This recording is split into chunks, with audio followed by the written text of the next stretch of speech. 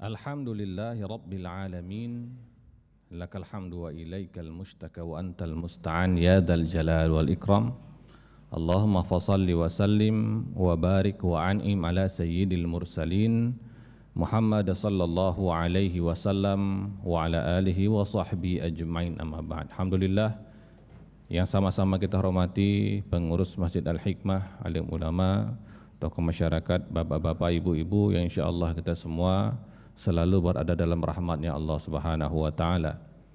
Marilah kita memulai kajian Qobliyah Zuhur ini dengan memperbanyak kesyukuran kita kepada Allah atas segala kenikmatan yang Allah berikan kepada kita, dan semoga kenikmatan yang kita miliki ini kita manfaatkan untuk selalu mendekatkan diri kita kepada Allah Subhanahu wa ta'ala. Keimanan kita, rezeki kita, kelapangan waktu kita, kesehatan kita gunakan semuanya untuk lebih banyak ibadah kepada Allah, khususnya di bulan Ramadan yang penuh berkah ini. Salawat beriring salam kepada baginda Muhammad sallallahu alaihi wasallam, beliau panutan dan suri tauladan kita. Mudah-mudahan kita semua mendapatkan syafaatnya, amin ya rabbal alamin.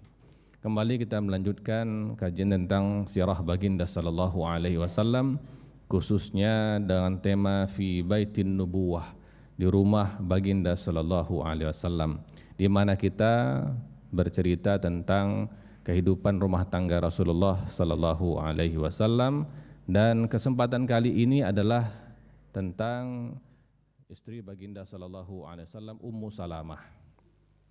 Ummu Salamah adalah istri Rasulullah sallallahu alaihi wasallam setelah Khadijah, kemudian Saudah, lalu Aisyah. Nah, Ummu Salamah ini yang keempat.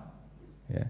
Nama asli beliau adalah Hindun bin Abi Umayyah Al-Makhzumiyah, dari suku Bani Makhzum, sebuah suku yang sangat terhormat di masyarakat Quraisy, karena setiap siapapun yang lewat di kampung dari Bani Makhzum ini, mereka akan dilayani dengan sebaik-baiknya. Jadi setiap ada orang yang berangkat haji lewat di perkampungan Bani Makhzum, maka mereka akan dilayani dengan kebaikan yang luar biasa. Maka suku ini mendapat syaraf, mendapat kemuliaan di kalangan dari suku-suku Arab yang lainnya. Nah, Ummu Salamah ini adalah istri dari Abu Salamah sebenarnya. Abu Salamah dan Ummu Salamah ini termasuk as-sabiqun al-awwalun, orang-orang yang mula-mula sekali masuk ke dalam Islam. Makanya Abu Salamah dan Ummu Salamah ini termasuk orang yang banyak terkena ancaman, banyak terkena azab oleh orang-orang Quraisy. Jadi Rasulullah sallallahu alaihi wasallam sangat sayang sekali dengan Abu Salamah dan Ummu Salamah, sayang sekali, ya.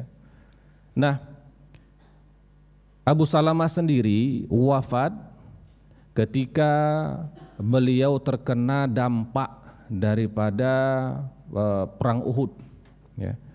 Abu Salamah berperang sebagai mujahid di perang Uhud.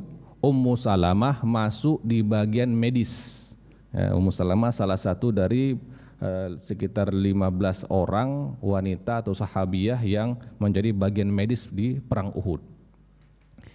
Betapa terluka dan sedihnya Ummu Salamah ketika mendapati suaminya itu terkena dampak dari perang Uhud lalu wafat, meninggal.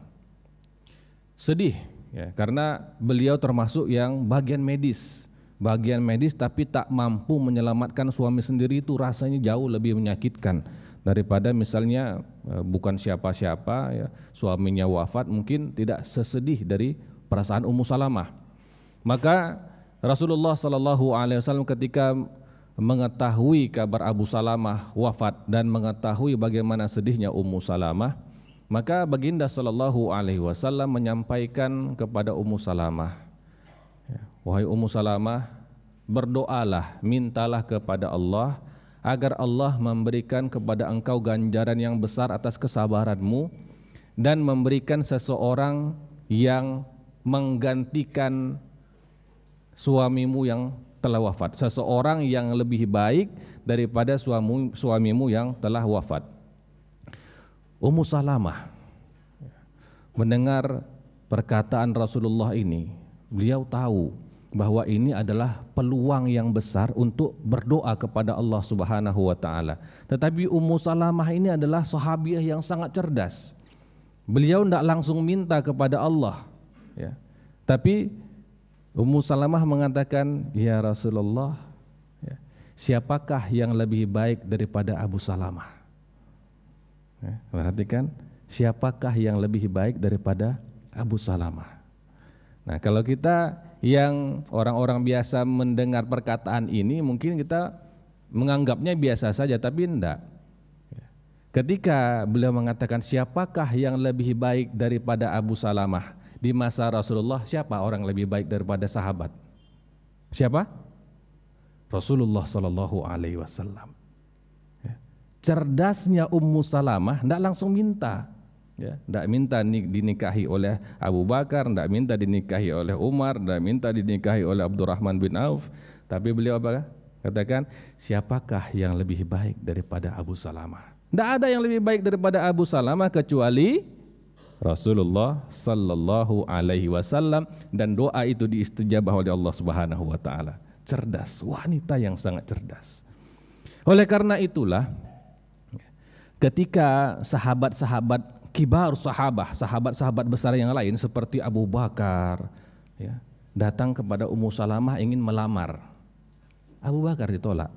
Abu Bakar. Datanglah Umar bin Khattab radhiyallahu anhu ingin melamar Ummu Salamah karena tahu cerdasnya wanita ini, ditolak juga. Maka kemudian siapa yang lebih baik daripada keduanya? Tak lain dan tak bukan Rasulullah Sallallahu Alaihi Wasallam. Tapi ketika Rasulullah mengutus seseorang untuk mengkhitbahnya, melamar Ummu Salamah, di saat datang utusan itu Ummu Salamah juga tetap menolak loh. Tetap menolak pinangan Rasulullah Sallallahu Alaihi Wasallam dengan perkataan yang sangat lembut. Tetapi kemudian Ummu Salamah sadar bahwa yang melamar ini bukan manusia biasa, dia seorang nabi. Tak ada orang yang lebih baik daripada Nabi Sallallahu Alaihi Wasallam. Bagi Ummu Salamah, Abu Salamah adalah lelaki yang tak pernah tergantikan, lelaki terbaik. Tetapi adakah seseorang yang lebih baik daripada Abu Salamah? Ummu Salamah pun tahu dia adalah baginda Muhammad Sallallahu Alaihi Wasallam. Tapi Ummu Salamah tidak langsung ya, langsung dilamar langsung iya, yes, tidak begitu. Ya. Ummu Salamah mengirimkan pesan yang begitu indah. Apa kata Ummu Salamah? Ya Rasulullah, inna misli la tuslihu mislik. Ya Rasulullah, orang sepertiku ini tidak layak untukmu ya Rasulullah. Indah sekali. Falaqad ajawaztu umraz zawaj, dan aku ini sudah lewat masa untuk menikah, artinya sudah tidak muda lagi. Fala yuladuli, dan rasa-rasanya aku ini dah tidak mungkin lagi untuk melahirkan anak. Wa ana imra'atun ghayyur, langsung aku, dan aku ini adalah wanita pencemburu ya Rasulullah. Rasulullah waktu itu sudah punya siapa? Saudah dan Aisyah radhiyallahu anha. Jadi dia cemburu, ya. Aku ini pencemburu ya Rasulullah. Wa indi atfalun aqumu alaihim wa ar'ahum, dan aku ini punya anak-anak, ya. Ummu Salamah waktu itu punya 4 orang anak, salah satunya itu perempuan masih dalam gendongan, masih disusukan lagi. La uridu an udhi'ahum tilqa huquqiz zauj, aku tak mau meninggalkan anak-anakku itu disibukkan nanti dengan kewajibanku untuk suamiku. Nah, itu pesan yang disampaikan oleh Ummu Salamah, kenapa dia rasa-rasanya tak mau menerima pinangan Rasulullah Sallallahu Alaihi Wasallam. Rasulullah Sallallahu Alaihi Wasallam membalas pesan tadi dengan kata-kata yang lebih indah lagi. Kata Rasulullah Sallallahu Alaihi Wasallam, ammal ghiratu, adapun tentang rasa cemburumu, fa'adullah, maka aku akan berdoa kepada Allah, ayyudhibaha anki. Aku doain kamu supaya hilang rasa cemburumu itu. Nah, ini Pak, ya. Ini triknya Pak. Kalau Bapak menambah lagi istri cemburu, doa dulu kepada Allah supaya istri jangan cemburu. Ini Rasulullah begitu. Ya, tapi yang cemburu ini calonnya, ya Ummu Salamah. Maka Rasulullah doakan supaya hilang rasa cemburu itu. Ya. Wal ayyalu ilallahi wa rasulihi, dan anak-anakmu itu ditanggung oleh Allah dan Rasulnya, jangan khawatir. Wa ammasin fa ana asannu minki, adapun masalah umur, aku tentu lebih tua daripada engkau. Mendengar jawaban Rasulullah sallallahu alaihi wasallam, Ummu Salamah tak bisa menolak lagi. Akhirnya menerima pinangan Rasulullah sallallahu alaihi wasallam. Dan memang Rasulullah sallallahu alaihi wasallam ketika memilih Ummu Salamah ini keputusan yang tepat. Ya. Bukan ini masalah nafsu, bukan itu. Tetapi Rasulullah memandang bagaimana cerdasnya Ummu Salamah, dan kecerdasan inilah yang dibutuhkan oleh Nabi sallallahu alaihi wasallam di jajaran istri-istrinya ketika nanti mengajarkan para sahabat. Apa buktinya Ummu Salamah ini cerdas? Nah, ketika dalam perjanjian Hudaybiyah, Rasulullah SAW berangkat bersama para sahabat-sahabat, sudah sampai ke dekat Mekah, Hudaybiyah, daerah Hudaybiyah. Kalau yang umroh itu pasti ke Hudaybiyah, nengok onta di sana. Ya. Sampai di sana mereka disekat, dilarang oleh orang-orang Quraisy, lalu terjadilah perjanjian Hudaybiyah. Ketika perjanjian Hudaybiyah telah ditandatangani, Rasulullah dan para sahabat sudah pakai pakaian ihram, ya, mau umroh ke kota Mekah. Nah, ini kan harus dibatalkan, di-cancel. Ya.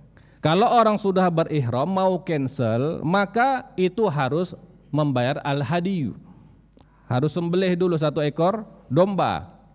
Maka Rasulullah perintahkan, wahai sahabat semua, ya, sembelihlah hadiyu kalian, domba kalian, dan bertahallullah. Tapi tidak ada satu orang sahabat pun yang mau bergerak waktu itu. Ini perintah Rasulullah, ati'ullah wa ati'ur rasul, wajib. Tapi sahabat pada diam semua, tidak mau bergerak. Kenapa? Mereka enggak nerima dengan perjanjian Hudaybiyah. Rasulullah waktu itu marah. Tapi marahnya Rasulullah tidak seperti kita mengamuk-ngamuk. Rasulullah ketika marah wajahnya memerah, lalu beliau diam. Nah, untuk menenangkan diri beliau masuk ke kemahnya Rasulullah. Di sanalah bertemu dengan Ummu Salamah. Lalu Ummu Salamah yang tahu sebenarnya, lalu melihat Rasulullah, ada apa wahai Rasulullah? Rasulullah katakan, aku memerintahkan mereka untuk menyembelih dan bertahalul, mereka enggak mau mentaatiku. Rasulullah marah nih. Maka Ummu Salamah dengan tenang mengatakan, wahai Rasulullah, demi Allah, sahabatmu itu tidak ada maksud sedikit pun untuk menantang perintahmu. Mereka hanya sedang terluka. Bahasanya luar biasa. Mereka hanya sedang terluka dengan perjanjian Hudaybiyah. Mereka terluka karena mereka yang sudah kangen sekali dengan Baitullah, mereka kangen sekali dengan kampung halaman mereka, tapi dilarang oleh orang-orang kafir Quraisy. Hati mereka sedang luka. Jadi bukan mereka tak mau, bukan mereka mau menantang perintahmu, bukan. Mereka hanya sedang terluka. Maka aku punya usul. Engkau keluar dan jangan berkata, jangan ngomong kepada satu orang pun, lalu engkau sembelihanmu, lalu engkau bertahallul. Rasulullah menyetujui hal ini. Rasulullah keluar. Rasulullah tidak ngomong sedikit pun ke tempat di mana domba-domba dikumpulkan. Lalu Rasulullah menyembelih, bismillahirrahmanirrahim, Allahu Akbar. Lalu beliau menyuruh seseorang untuk mencukur rambut beliau. Ketika beliau mencukur rambutnya, barulah semua sahabat-sahabat berebut untuk menyembelih dombanya dan bertahalul. Sampai-sampai dalam hadis disebutkan mereka hampir saja saling memotong kepala mereka satu dengan yang lain. Nah, berebut-rebutan pisau. Potongkan. Ya. Lihatlah bagaimana kecerdasan Ummu Salamah, ya, untuk menyatukan kembali pasukan-pasukan Rasulullah yang hatinya tercerai-berai akibat perjanjian Hudaybiyah. Dia adalah Ummu Salamah, wanita yang cerdas, dan beliau hidup sampai masa ke Yazid bin Muawiyah. Jadi beliau banyak sekali jasanya mengajarkan para sahabat dan sahabiah. Kita kasih garis bawah, anaknya Ummu Salamah keempat-empatnya itu menjadi alim ulama semua. Bahkan jangankan anaknya, Ummu Salamah ini punya pembantu wanita. Pembantu wanitanya itu punya anak. Ya, ketika pembantu wanitanya yang sedang mengerjakan tugas-tugas di rumah Ummu Salamah, lalu anaknya yang dibawa itu nangis, maka Ummu Salamah menyusukannya. Tahu nggak siapa anak itu? Dia adalah al-ulama Al-Hasan Al-Basri. Ya. Maka ketika Hasan Al-Basri menjadi ulama yang besar, orang-orang mengatakan Hasan Al-Basri dapat keberkahan dari rumahnya Rasulullah sallallahu alaihi wasallam. Begitulah istri Rasulullah sallallahu alaihi wasallam. Semoga kita bisa mengambil iktibar daripadanya. Kita akhiri, subhanakallahumma bihamdika asyhadu an la ilaha illa anta astaghfiruka wa atubu ilaik. Assalamualaikum warahmatullahi wabarakatuh.